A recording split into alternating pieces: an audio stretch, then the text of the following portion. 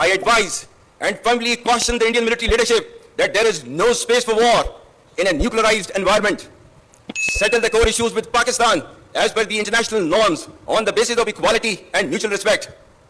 We will never be intimidated nor coerced by your rhetoric and shall respond decisively beyond proportions to even a minor provocation without any qualms.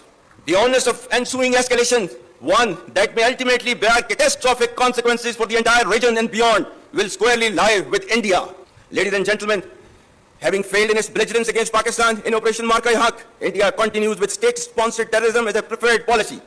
Our adversaries' use of Fitna al-Hind and Fitna al-Khawarij as hired guns exposes its covering, hypocritical and heinous face to the world. Equally disconcerting is the use of Afghan soil for terrorism in Pakistan.